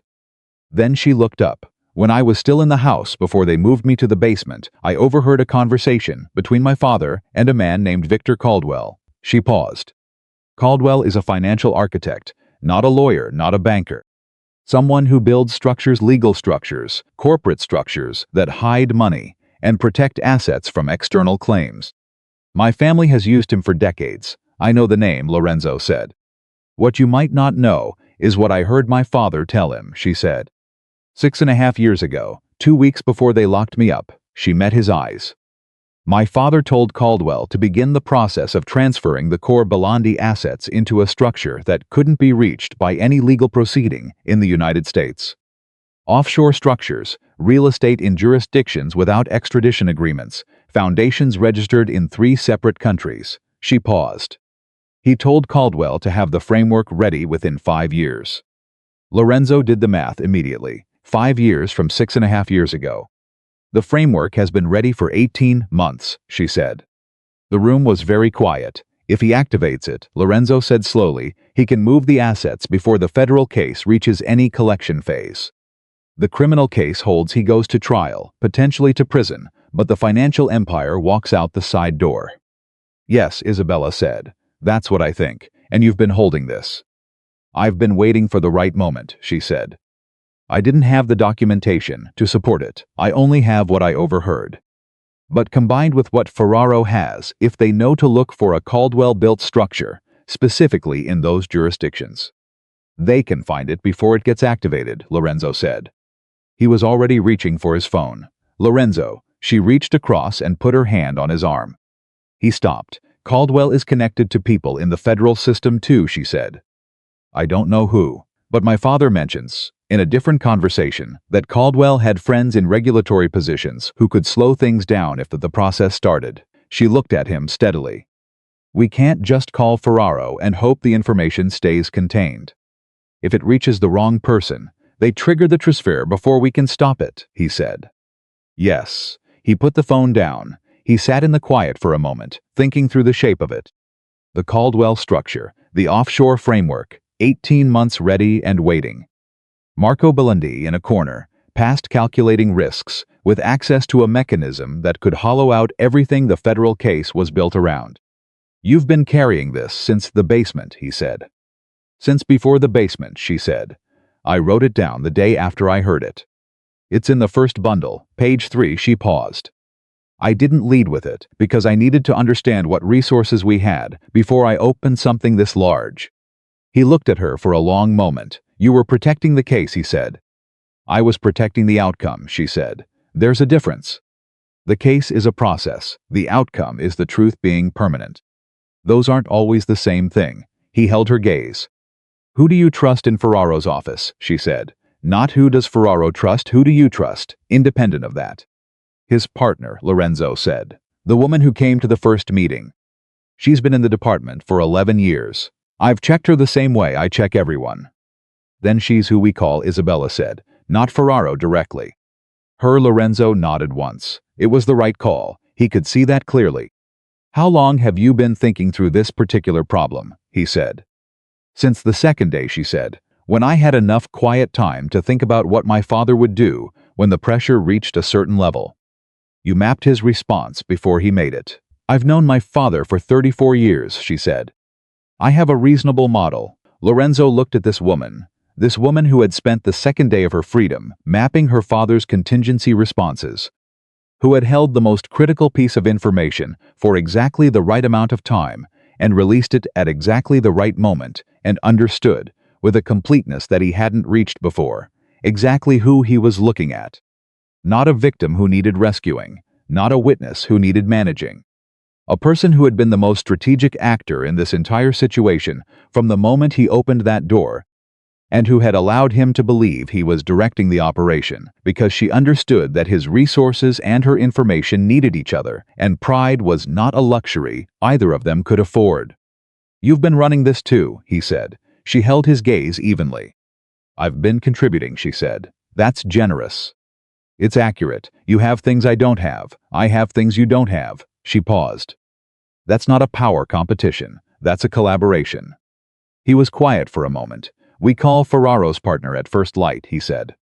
2 hours, she agreed. Get some sleep. You too. He looked at her. She looked back. Neither of them moved to leave. Do you actually sleep, she said. Or is that something you tell other people to do? I sleep, he said. 4 hours. It's enough. It's not enough, she said. It's what I have. She looked at him with an expression that was careful and not entirely readable, and carried something underneath it that was warmer than anything she had directed at him before, not romantic, not sentimental, but the specific warmth of a person who has decided another person is worth being honest with. When this is over, she said, you should sleep more than 4 hours. When this is over, he said, I'll consider it. That's not a commitment. No, he said, it's not. She almost smiled. 2 hours, she said, and stood up. 2 hours, he confirmed. She went back through the door. He sat in the quiet and listened to the building settle around him, the sounds of a place being careful with itself in the dark, and thought about the next 2 hours, and the call at first light, and the Caldwell structure, and everything that was going to happen in the next 48 hours that would determine whether 10 years of his life and 6 years of hers had built towards something that lasted.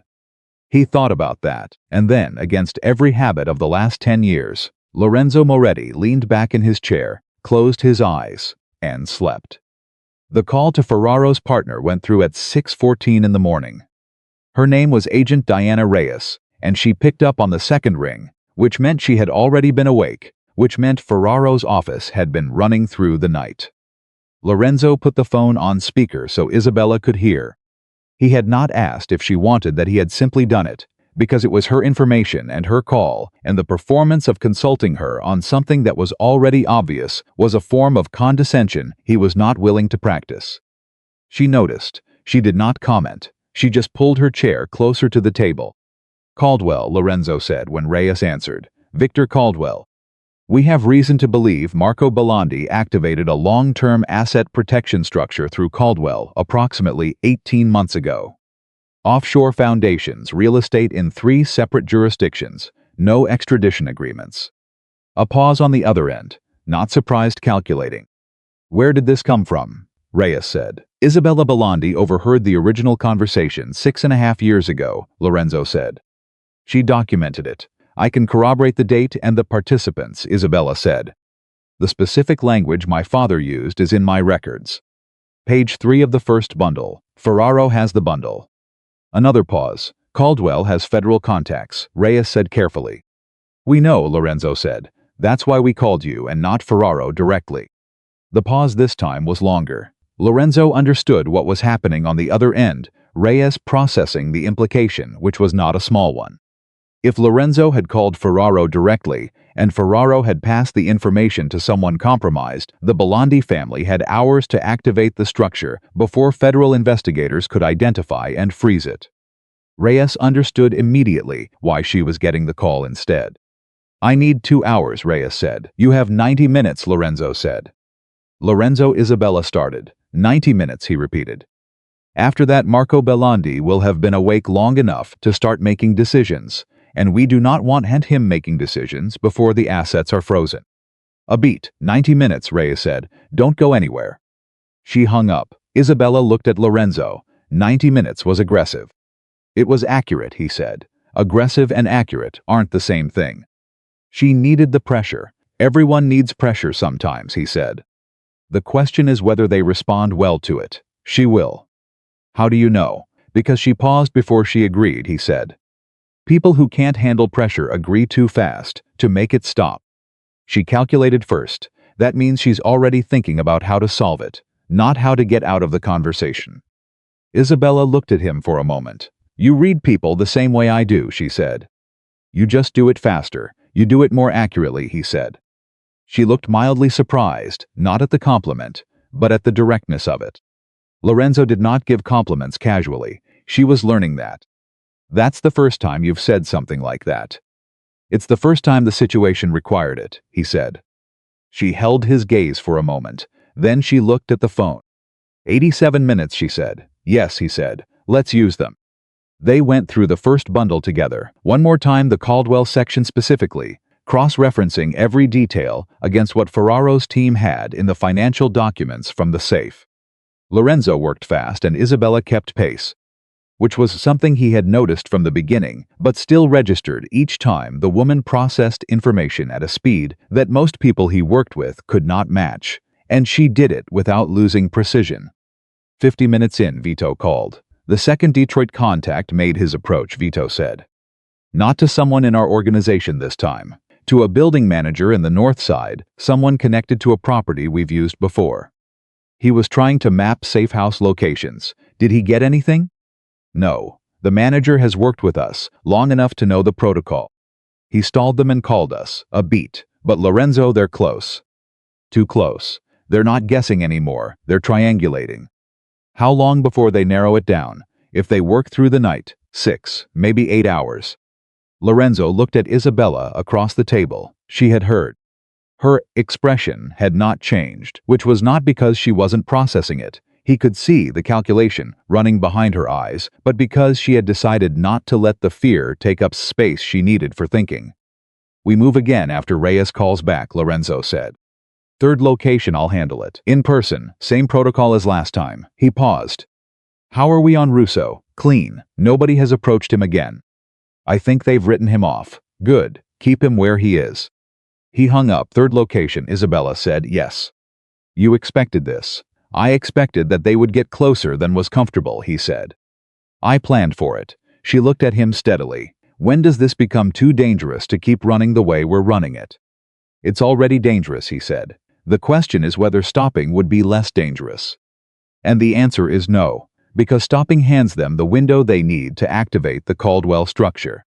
Because stopping gives them everything, he said.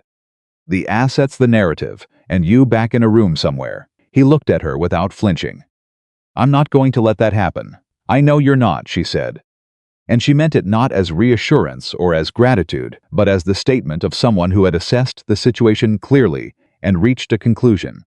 That's not why I asked. Then why? She was quiet for a moment. Because you've been awake for most of the last 72 hours, and you slept in a chair last night, and you're running 3 simultaneous operations while managing a federal case and keeping me alive. And I wanted to know if you had a limit somewhere. He looked at her. Everyone has a limit, he said.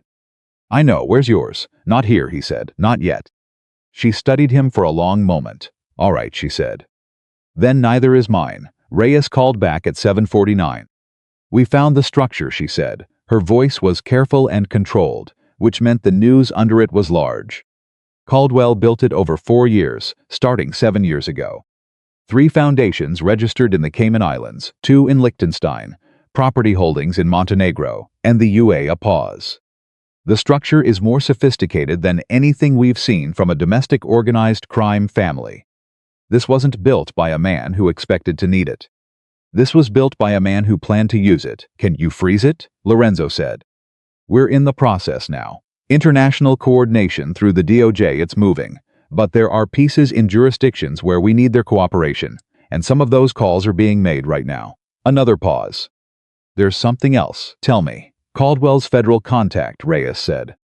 We found him. The room went very quiet. Who? Lorenzo said. Deputy Assistant Director Franklin Moss, Reyes said. He's been in the department for 22 years. He's been receiving payments through a Caldwell-controlled account for 11 of them. Lorenzo's jaw tightened. How high does this go? He said. We're still mapping it, but Moss had access to federal investigative priorities. He could see when cases were being built, at what stage, against whom. He's been a warning system for Caldwell, and through Caldwell for the Belondas, for over a decade. Which means he knew about Ferraro's case, Lorenzo said. He knew about it from the beginning, Reyes said. We think that's why the case stalled for 3 years. Not lack of evidence, active suppression from inside the department. Lorenzo looked at Isabella. She had gone very still, the particular stillness of someone connecting a pattern they had suspected, but not been able to confirm. He knew, she said quietly, not to anyone in particular.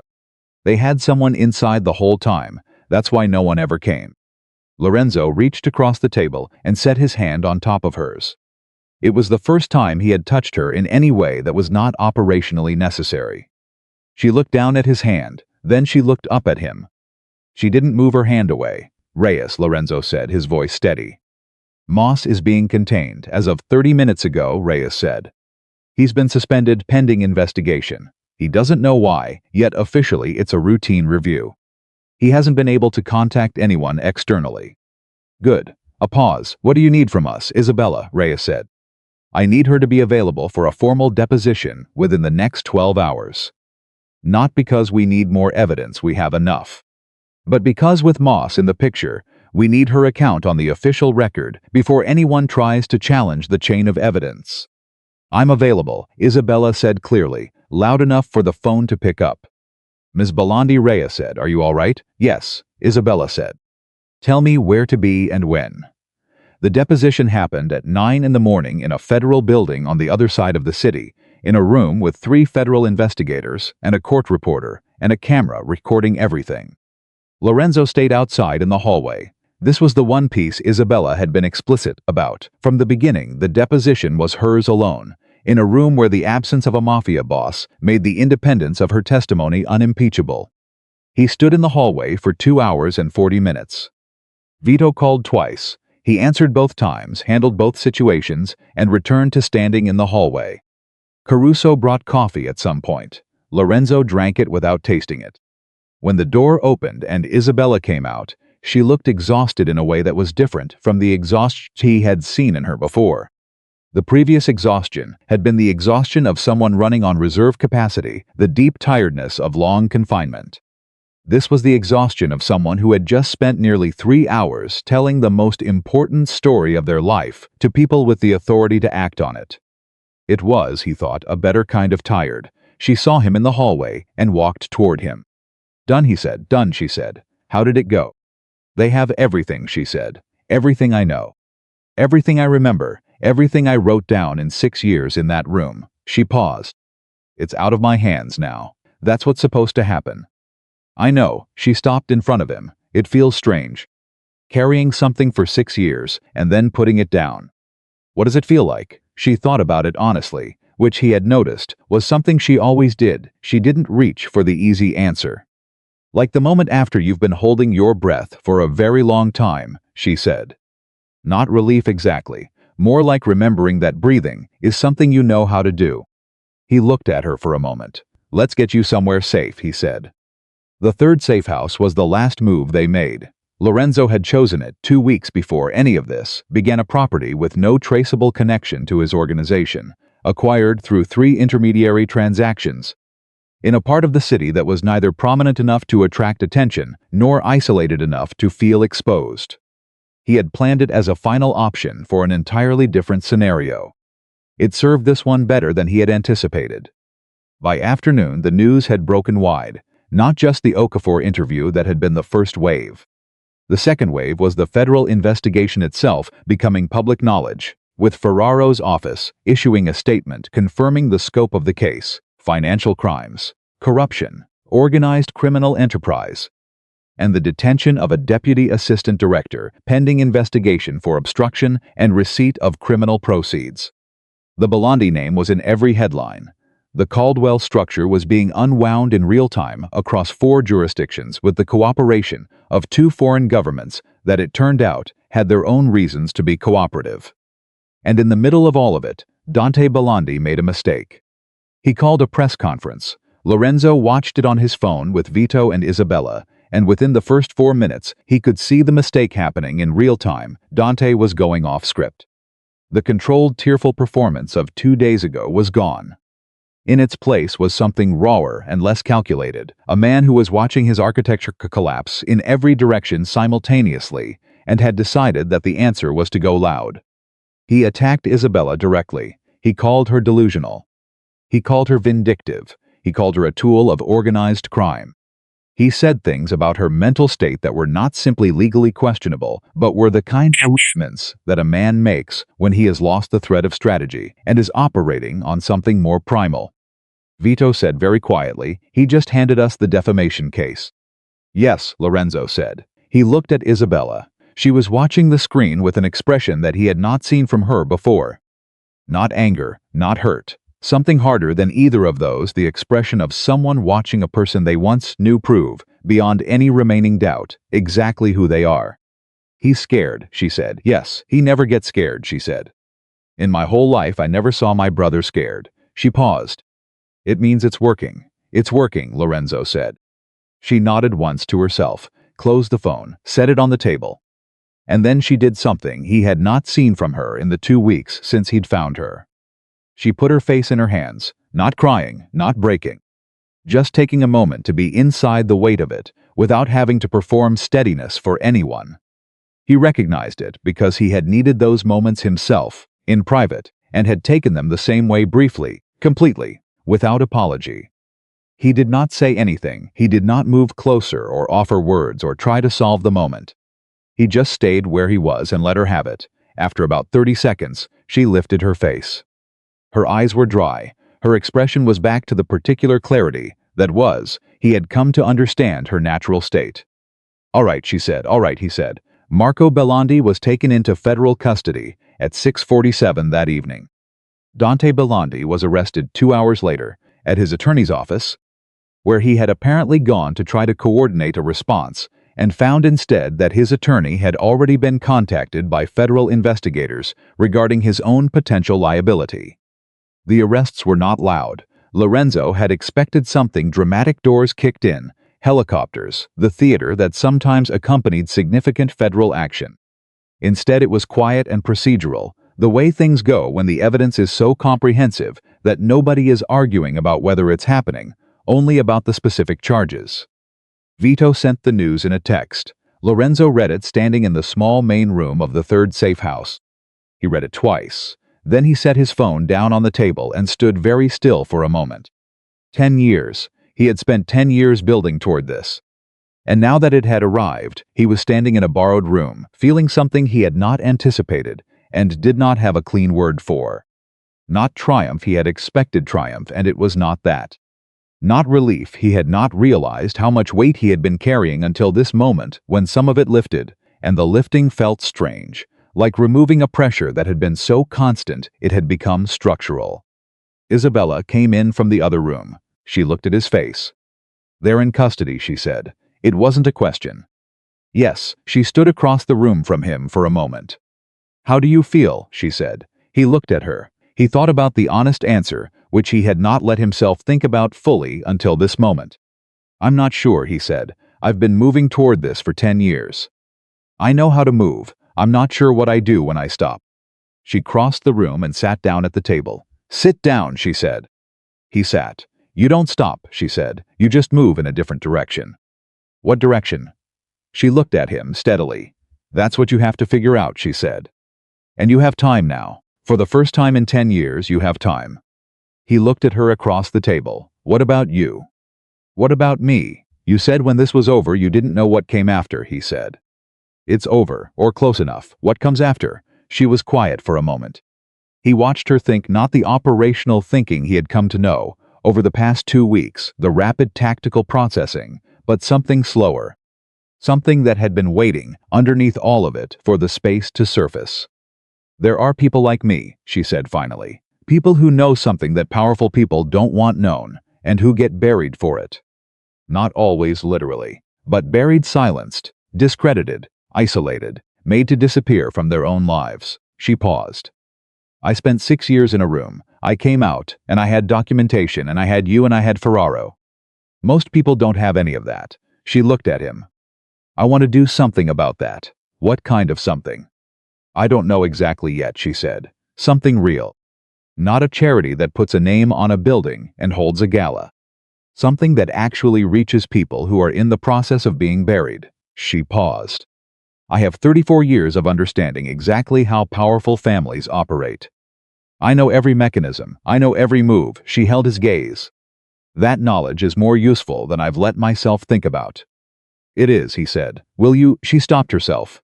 Restarted. "What do you do next?" Genuinely, he thought about it. He thought about the 10 years, the organization he had built, the network, the carefully assembled power. He thought about the original purpose of all of it, to destroy the Bellandis, and about the fact that the Bellandis were now in federal custody, not because he had destroyed them, but because the truth had, with help. "I don't know yet," he said, "but I know what I'm not doing." "What?" "I'm not doing this the same way," he said. "The next 10 years are not going to look like the last 10. She looked at him carefully. "That's a significant thing to say." "Yes," he said. "What changed?" He looked at her for a long moment.